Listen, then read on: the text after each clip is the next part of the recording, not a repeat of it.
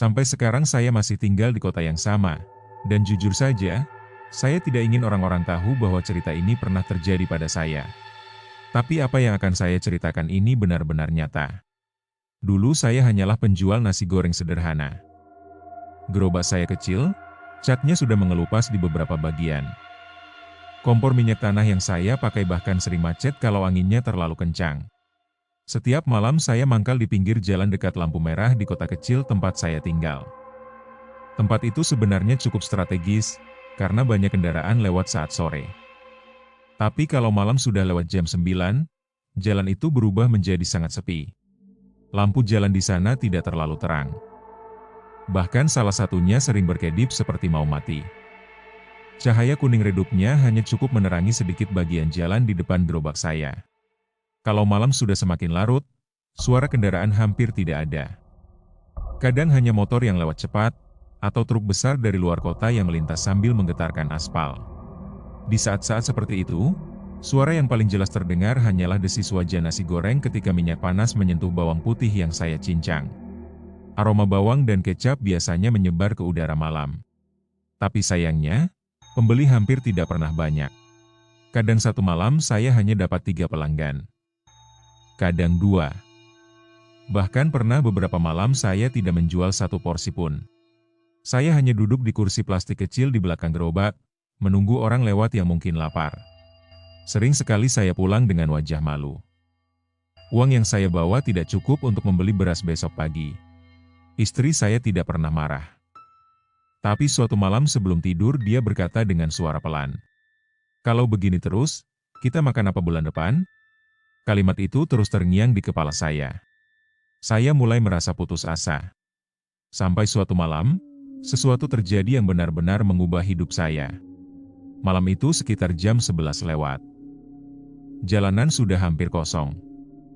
Saya bahkan sudah berpikir untuk menutup gerobak lebih awal.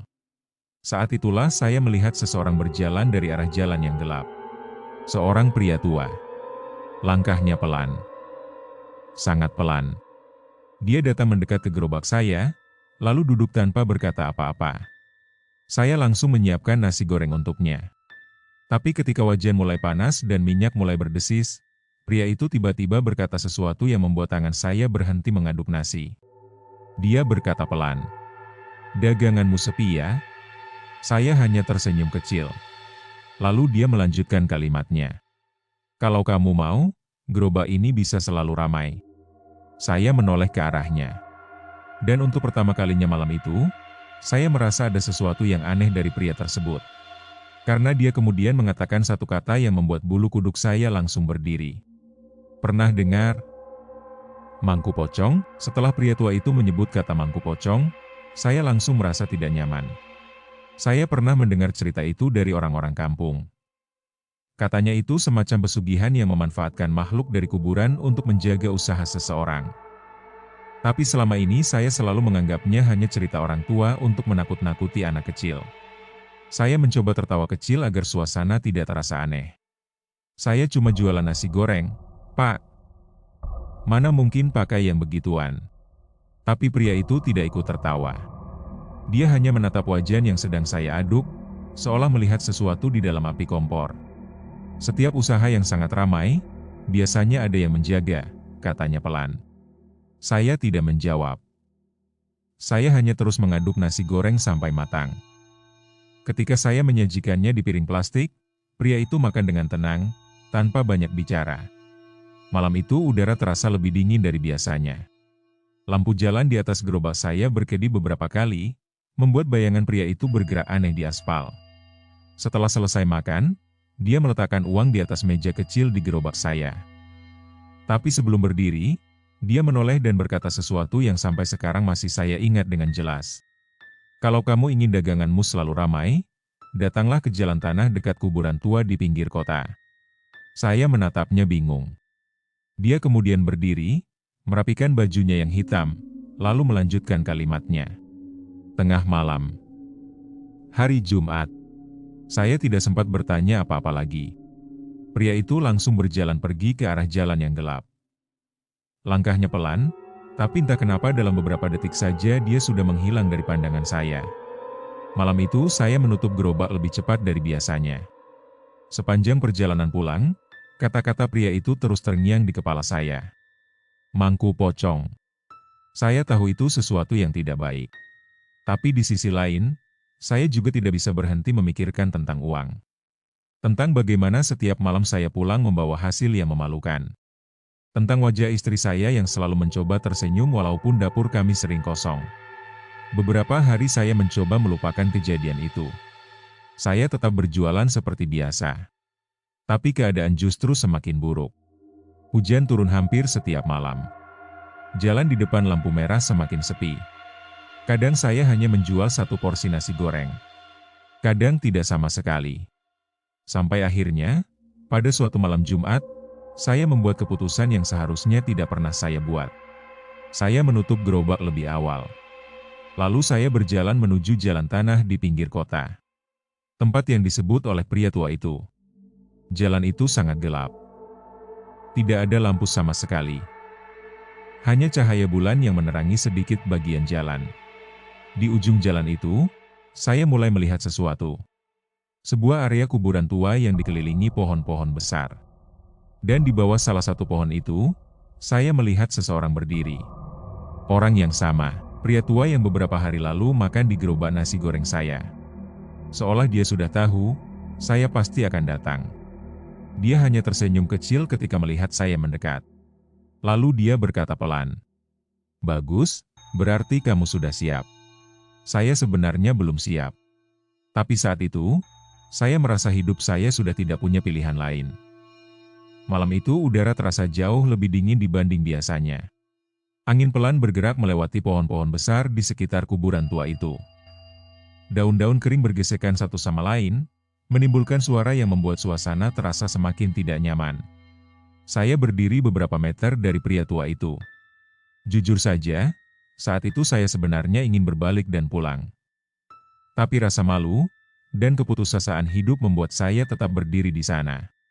Pria tua itu kemudian memberi isyarat agar saya mendekat. Di bawah pohon besar tempat dia berdiri, saya melihat beberapa benda yang sudah disiapkan. Ada kain kafan putih yang dilipat rapi. Ada dupa yang sudah menyala, mengeluarkan asap tipis yang melayang ke udara malam. Dan ada sebuah lubang kecil di tanah, tepat di antara dua batu nisan tua yang sudah mulai tertutup lumut. Saya langsung merasakan bulu kuduk saya berdiri. "Ini tempatnya," kata pria itu pelan. Saya mencoba bertanya dengan suara pelan. "Pak, ini sebenarnya ritual apa?" Dia tidak langsung menjawab. Dia hanya mengambil segenggam tanah dari lubang kecil itu, lalu menjatuhkannya kembali ke dalam lubang tersebut. Tanah itu jatuh dengan suara pelan. Kemudian dia berkata sesuatu yang membuat dada saya terasa sesak. "Mulai malam ini, kamu akan memelihara penjaga." Saya tidak berani bertanya lebih jauh. Pria tua itu kemudian menyuruh saya duduk di tanah, tepat di depan lubang kecil itu. Saya menurut. Tanah di sana terasa dingin dan lembab. Dia lalu menyalakan beberapa batang dupa lagi. Asapnya semakin banyak, membuat udara di sekitar kami terasa berat. Setelah itu dia mulai membaca sesuatu. Bahasanya aneh. Saya tidak pernah mendengar kata-kata seperti itu sebelumnya. Suara pria itu pelan, tapi terdengar sangat jelas di tengah sunyinya kuburan. Semakin lama dia membaca, angin mulai bertiup lebih kencang. Daun-daun pohon bergoyang. Suasana tiba-tiba berubah menjadi sangat dingin. Saya mulai merasa takut. Benar-benar takut. Lalu tiba-tiba pria itu berkata dengan suara tegas, "Apapun yang kamu dengar, jangan menoleh." Saya mengangguk pelan. Tapi beberapa detik kemudian, saya mendengar sesuatu dari arah belakang. Suara seperti tanah yang digesek dari dalam. Pelan. Seperti ada sesuatu yang bergerak di bawah permukaan tanah. Suara itu semakin jelas. Seolah ada tangan yang mencoba keluar dari kuburan. Jantung saya berdetak sangat keras. Saya mencoba menahan diri agar tidak menoleh. Tapi rasa penasaran dan ketakutan membuat saya akhirnya melanggar peringatan pria itu. Saya menoleh ke arah suara tersebut, dan saat itulah saya melihat sesuatu yang sampai sekarang masih menghantui ingatan saya. Dari salah satu kuburan di dekat kami, tanahnya perlahan bergerak. Lalu muncul sesuatu dari dalamnya. Kain putih. Basah. Kotor oleh tanah. Perlahan, sesuatu itu berdiri. Tubuhnya terbungkus kafan. Kepalanya terikat. Dan wajahnya tidak terlihat jelas. Sosok itu berdiri diam di bawah cahaya bulan. Sebuah pocong. Jaraknya tidak sampai 5 meter dari tempat saya duduk. Saya langsung ingin berdiri dan lari. Tapi pria tua itu menahan bahu saya dengan kuat. Sudah terlambat untuk takut, katanya pelan. Saya tidak bisa bergerak. Saya hanya bisa melihat sosok pocong itu berdiri diam, menatap ke arah kami. Dan malam itu, saya baru menyadari satu hal. Saya sudah masuk terlalu jauh ke dalam sesuatu yang seharusnya tidak pernah saya sentuh. Saya masih ingat dengan jelas bagaimana malam itu terasa sangat panjang. Angin yang berhembus di antara pohon-pohon kuburan membuat daun-daun kering terus bergesekan. Suaranya seperti bisikan yang datang dari segala arah. Di depan saya, pocong itu masih berdiri. Tubuhnya dibungkus kain kafan yang sudah kotor oleh tanah. Bagian bawahnya tampak basah, seperti baru saja ditarik keluar dari dalam kuburan. Yang paling membuat saya tidak berani bergerak adalah posisi kepalanya. Kepala pocong itu miring ke samping, seolah sedang memperhatikan saya. Saya ingin lari. Sungguh. Tapi tangan pria tua itu masih menekan bahu saya kuat-kuat. Tenang, katanya pelan. Tenang? Bagaimana mungkin saya bisa tenang melihat sesuatu seperti itu berdiri hanya beberapa meter dari saya? Pria tua itu kemudian berdiri perlahan. Dia mengambil kain kafan putih yang tadi dilipat di tanah, lalu meletakkannya tepat di depan lubang kecil yang sudah disiapkan sebelumnya. Setelah itu dia kembali membaca sesuatu dengan suara pelan. Bahasanya tetap tidak saya mengerti. Tapi setiap kata yang dia ucapkan membuat suasana terasa semakin berat. Asap dupa semakin tebal. Udara terasa lembab dan dingin. Beberapa saat kemudian, sesuatu yang aneh terjadi. Pocong yang tadi berdiri diam, mulai bergerak.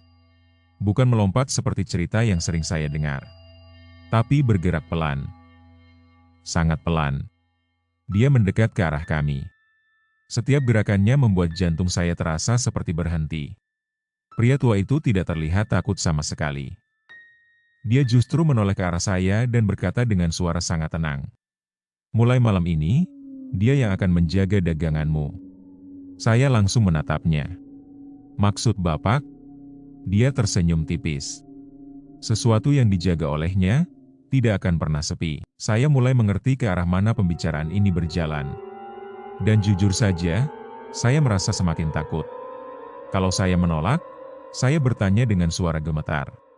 Pria tua itu menatap saya beberapa detik. Lalu dia berkata sesuatu yang membuat darah saya terasa dingin. Kalau kamu menolak sekarang, dia sudah tahu wajahmu. Saya tidak berani bertanya lagi. Pria tua itu lalu melanjutkan. Setiap penjaga butuh sesuatu. Saya menelan ludah. Setiap malam Jumat, kamu harus memberi makan. Memberi makan apa? Beberapa detik pria itu tidak menjawab. Dia hanya menatap ke arah pocong yang sekarang berdiri sangat dekat. Kemudian dia berkata dengan suara pelan. Hal yang dulu pernah menjadi miliknya. Saya tidak langsung mengerti maksudnya. Tapi kemudian saya melihat sesuatu di tanah dekat kuburan itu. Sebuah benda kecil yang dibungkus kain putih. Pria tua itu menunjuk ke arah benda itu. Mulai besok malam, letakkan di bawah gerobakmu. Saya tidak berani membuka kain itu. Saya juga tidak berani bertanya lebih jauh. Karena pocong itu sekarang berdiri tidak sampai 2 meter dari saya. Dan untuk pertama kalinya, saya mendengar suara yang tidak pernah saya lupakan. Suara napas. Pelan. Serak. Seperti seseorang yang baru bangun dari dalam tanah. Malam itu ritual selesai setelah pria tua itu menutup kembali lubang kecil di tanah. Dia kemudian menatap saya. Mulai besok, lihat sendiri hasilnya. Saya pulang malam itu dengan tangan gemetar. Di dalam kantong plastik yang saya bawa, ada sesuatu yang seharusnya tidak pernah saya bawa pulang dari kuburan. Dan tanpa saya sadari, malam itu adalah awal dari sesuatu yang jauh lebih mengerikan daripada kemiskinan yang selama ini saya takuti. Malam setelah ritual itu, saya hampir tidak tidur. Setiap kali memejamkan mata, bayangan kuburan dan sosok pocong itu selalu muncul di kepala saya. Kantong plastik yang diberikan pria tua itu saya letakkan di sudut dapur rumah. Saya bahkan tidak berani membukanya. Istri saya sempat bertanya apa isinya. Saya hanya menjawab singkat, "Bumbu baru untuk jualan." Padahal sebenarnya saya sendiri tidak tahu apa yang ada di dalamnya. Malam berikutnya saya tetap berjualan seperti biasa. Gerobak nasi goreng saya dorong ke tempat yang sama, dekat lampu merah yang lampunya sering berkedip itu. Udara malam terasa lebih dingin dari biasanya. Sebelum mulai memasak, saya teringat sesuatu yang dikatakan pria tua itu. "Letakkan di bawah gerobakmu." Dengan tangan sedikit gemetar, saya mengambil kantong plastik dari tas kecil yang saya bawa. Di dalamnya ada benda kecil yang dibungkus kain putih. Saya tidak membukanya. Saya hanya menaruhnya di bawah gerobak, tepat di dekat roda belakang. Entah kenapa, saat benda itu menyentuh tanah, saya merasa seperti ada angin dingin yang lewat di sekitar kaki saya. Saya mencoba mengabaikannya. Saya menyalakan kompor dan mulai menyiapkan nasi goreng seperti biasa. Beberapa menit kemudian, sesuatu yang aneh mulai terjadi. Seorang pembeli datang. Lalu tidak lama setelah itu, datang lagi satu orang. Kemudian 2 orang lagi. Biasanya jam segitu hampir tidak ada yang lewat. Tapi malam itu, orang mulai berdatangan satu persatu. Dalam waktu setengah jam, semua kursi plastik di depan gerobak saya sudah terisi. Saya bahkan harus menambah bangku dari gerobak tetangga. Suara wajan saya tidak berhenti. Minyak terus mendesis ketika nasi, telur, dan kecap saya aduk bersama. Aroma nasi goreng memenuhi udara malam. Dan untuk pertama kalinya sejak saya berjualan, saya melihat orang mengantre di depan gerobak saya. Saya tidak percaya dengan apa yang saya lihat. Biasanya saya bisa duduk santai menunggu pembeli. Tapi malam itu saya tidak sempat berhenti memasak. Setiap selesai satu porsi, ada pesanan baru. Setiap selesai satu wajan, ada orang lain yang datang. Saya pulang malam itu dengan uang yang jumlahnya bahkan lebih banyak dari hasil jualan saya selama seminggu.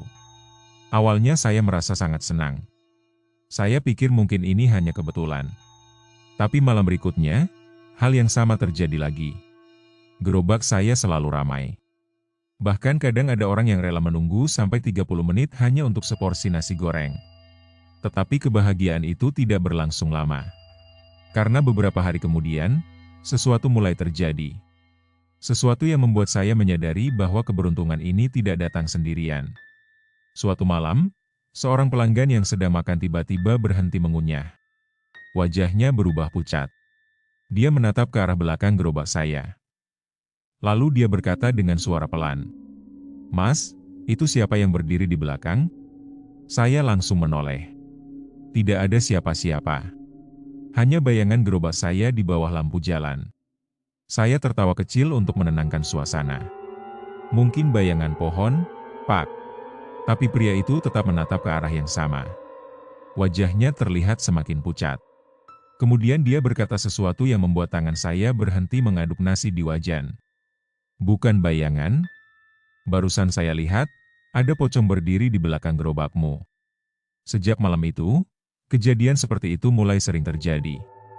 Dan setiap kali ada yang mengatakan melihat sesuatu di belakang gerobak saya selalu merasa ada napas dingin yang berdiri tepat di belakang punggung saya. Setelah kejadian malam itu, saya mencoba meyakinkan diri bahwa apa yang dilihat pelanggan saya mungkin hanya salah lihat. Mungkin hanya bayangan pohon. Atau pantulan cahaya lampu jalan. Saya terus berjualan seperti biasa. Dan memang, gerobak nasi goreng saya tidak pernah sepi lagi. Setiap malam selalu ada pembeli. Kadang sampai harus menunggu lama. Orang-orang bahkan mulai merekomendasikan nasi goreng saya ke teman-temannya. Beberapa pelanggan baru berkata hal yang sama. "Nasi gorengnya enak sekali, Mas. Beda dari yang lain." Padahal resepnya sama seperti dulu. Tidak ada yang berubah. Selain satu hal, benda kecil yang saya letakkan di bawah gerobak itu. Setiap malam sebelum mulai berjualan, saya selalu meletakkannya di tempat yang sama. Dan setiap kali benda itu menyentuh tanah, udara di sekitar gerobak selalu terasa sedikit lebih dingin. Awalnya hanya satu orang yang mengaku melihat sesuatu di belakang gerobak saya. lalu 2 orang. Kemudian semakin banyak. Suatu malam seorang pemuda yang sedang menunggu pesanannya tiba-tiba berdiri dari kursinya. Dia terlihat sangat pucat. Matanya tidak berkedip menatap ke arah belakang saya. "Mas, di belakangmu." Saya berhenti mengaduk nasi di wajan. "Kenapa?" Pemuda itu menelan ludah. "Mas tidak melihatnya?" Jantung saya mulai berdetak lebih cepat. Saya mencoba tetap tenang. "Melihat apa?" Pemuda itu menunjuk dengan tangan gemetar. "Tadi, ada pocong berdiri di situ." Dia menunjuk tepat ke arah belakang gerobak saya. Beberapa pelanggan lain langsung menoleh ke arah yang sama. Tapi saat saya melihat ke sana, tidak ada apa-apa. Hanya bayangan pohon yang bergerak karena angin. Saya mencoba tertawa kecil. Mungkin cuma bayangan. Tapi pemuda itu tidak tertawa. Dia tetap menatap ke arah yang sama. Wajahnya semakin pucat. "Mas, tadi dia sangat dekat." "Dekat bagaimana?" Pemuda itu menjawab dengan suara pelan. "Seperti sedang melihatmu memasak." Malam itu saya pulang dengan perasaan yang sangat tidak nyaman. Dan malam itu juga, mimpi buruk mulai datang. Saya bermimpi berada di kuburan tempat ritual itu dilakukan. Tanah di sekitar saya terbuka satu persatu. Dari dalamnya, muncul banyak tangan yang dibungkus kain kafan. Semua tangan itu meraih ke arah saya. Saya terbangun dengan tubuh basah oleh keringat. Sejak malam itu, mimpi yang sama terus datang hampir setiap malam. Tetapi kejadian paling mengerikan terjadi beberapa hari kemudian. Malam itu hujan baru saja berhenti. Udara terasa lembab dan dingin. Gerobak saya tetap ramai seperti biasa. Saya sedang menggoreng nasi ketika tiba-tiba lampu jalan di atas gerobak saya berkedip beberapa kali. Kemudian, padam sebentar. Saat lampu itu menyala kembali, saya mendengar sesuatu di belakang saya. Suara pelan. Suara kain yang bergesekan. Saya menoleh perlahan. Dan untuk pertama kalinya, saya melihatnya sendiri. Di belakang gerobak saya, berdiri sosok yang selama ini hanya dilihat oleh pelanggan. Tubuhnya dibungkus kain kafan putih yang kotor. Kepalanya terikat. Dan wajahnya hanya berjarak beberapa langkah dari saya. Pocong itu berdiri diam. Tidak bergerak. Seolah sedang menunggu sesuatu. Dan saat itu saya baru menyadari satu hal yang membuat tubuh saya terasa dingin. Selama ini, makhluk itu bukan hanya menjaga dagangan saya. Dia juga menunggu sesuatu dari saya. Setelah malam ketika saya melihatnya sendiri, saya tidak pernah lagi merasa tenang saat berjualan. Setiap kali saya berdiri di depan wajan, saya selalu merasa seperti ada seseorang yang berdiri tepat di belakang saya. Kadang saya bahkan bisa merasakan hembusan napas dingin di tengkuk saya. Tapi anehnya, saya tetap tidak berani berhenti berjualan. Karena dagangan saya masih selalu ramai. Setiap malam selalu ada antrean. Uang yang saya bawa pulang semakin banyak. Hidup saya yang dulu penuh kekurangan mulai berubah. Saya bisa memperbaiki rumah. Saya bisa membeli motor baru. Istri saya bahkan mulai berkata bahwa usaha saya akhirnya berhasil. Tapi dia tidak pernah tahu apa yang sebenarnya terjadi di balik gerobak nasi goreng itu. Suatu malam Jumat, sesuatu terjadi. Malam itu pembeli sudah mulai pulang. Hanya tersisa satu orang yang masih makan di kursi depan gerobak saya. Udara malam terasa sangat sunyi. Lampu jalan kembali berkedip seperti biasanya. Saya sedang mencuci wajan ketika tiba-tiba pelanggan terakhir itu berhenti makan. Dia menatap ke arah belakang saya dengan wajah sangat pucat. "Mas." Saya menoleh sedikit. "Kenapa, Pak?" Pria itu tidak menjawab langsung. Dia hanya berdiri pelan dari kursinya. Matanya masih menatap ke arah yang sama. "Mas, dia sudah sangat dekat." Jantung saya langsung berdetak keras. "Siapa?" Pria itu menelan ludah. "Pocong itu, sekarang berdiri tepat di belakangmu." Tangan saya langsung berhenti bergerak. Udara di sekitar saya terasa tiba-tiba sangat dingin. Saya tidak berani menoleh. Beberapa detik suasana menjadi sangat sunyi. Lalu, Saya mendengar suara. Suara pelan. Serak. Seperti suara seseorang yang tenggorokannya penuh tanah. Saya sudah membantu. Tubuh saya langsung membeku. Suara itu jelas sekali. Datangnya dari belakang saya. Saya perlahan menoleh. Dan di sanalah dia. Pocong itu berdiri sangat dekat. Kain kafannya basah dan penuh tanah. Kepalanya miring menatap saya. Matanya gelap. Kemudian suara itu terdengar lagi. Sekarang, giliran kamu memberi. Saya langsung teringat kata-kata pria tua saat ritual. Setiap penjaga butuh sesuatu. Setiap malam Jumat, kamu harus memberi makan. Saat itu saya baru sadar sesuatu. Selama ini saya hanya menaruh benda dari kuburan itu di bawah gerobak. Tapi saya tidak pernah benar-benar memberinya apa yang dia inginkan. Dan malam itu, dia datang sendiri untuk menagih. Keesokan harinya saya tidak pernah lagi berjualan di tempat itu. Gerobak saya jual. Saya mencoba melupakan semua kejadian itu. Tapi sampai sekarang, orang-orang di daerah lampu merah itu masih sering bercerita.